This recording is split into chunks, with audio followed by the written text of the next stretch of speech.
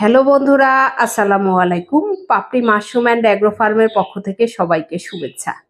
আশা করি সবাই ভালো আছেন।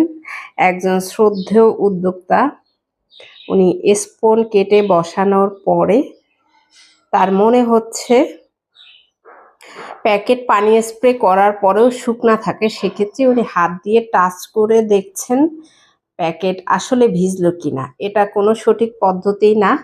আপনি যখন কাটা জায়গাতে হাতের স্পর্শ লাগাবেন সেক্ষেত্রে অনেক জীবাণু প্রবেশ করবে, আপনার স্পনটি মরলে আক্রান্ত হতে পারে। আপনি যতই পরিষ্কার হাত থাকুন না কেন, পরিষ্কার রাখেন না কেন, আপনার হাত কাটা জায়গাতে স্পর্শ করা ঠিক নয়। এই বিষয়টা যারা জানেন না তারা জেনে নেবেন। তবে আপনি পানি স্প্রের ব্যাপারে যদি কোনো সংশয় থাকে, সে বিষয়টা আপনি এই পদ্ধতিটা অবলম্বন করবেন। অর্থাৎ আপনি যখন পানি স্প্রে করছেন তখন আপনার প্রতিটা প্যাকেটে পানি লাগছে কিনা, পুরো প্যাকেটটা ভিজছে কিনা, সে বিষয়টা আপনি নিশ্চিত করবেন চোখে, হাতে নয়। তবে যদি আপনি চোখে দেখেন যে পানি আপনার স্প্রে করা হয়েছে, সেক্ষেত্রেও যদি শুকনো লেগে থাকে সেটা আপনার দুশ্চিন্তার কোনো কারণ নেই।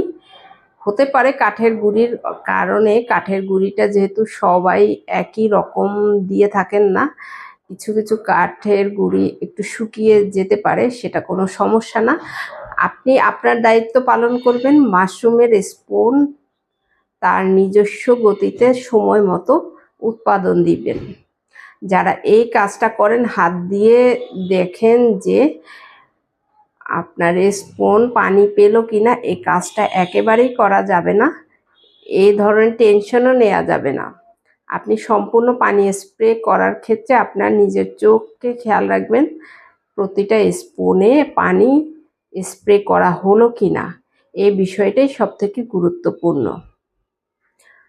আর যখন প্যাকেটের কাটা জায়গাটা একটু সাদা সাদা মনে হচ্ছে, এটা ভয়ের কোনো কারণ নেই। উৎপাদনের আগে এই জায়গাটা একটু সাদা সাদা হয়ে থাকে, এটা নিশ্চিন্তে থাকতে পারেন। যখন উৎপাদন আসার আগে আগে এরকম দেখা যেতে পারে। আশা করি ভিডিওটি দেখে আপনি নিজেও জানতে পারবেন এবং যারা জানতেন না তারাও জেনে নিতে পারবেন। ভালো থাকুন, সুস্থ থাকুন এবং নিজ ঘরে ঘরে মাশরুম চাষ করে নিজের পুষ্টি চাহিদা মিটিয়ে তুলুন। ভালো থাকুন, আল্লাহ হাফেজ।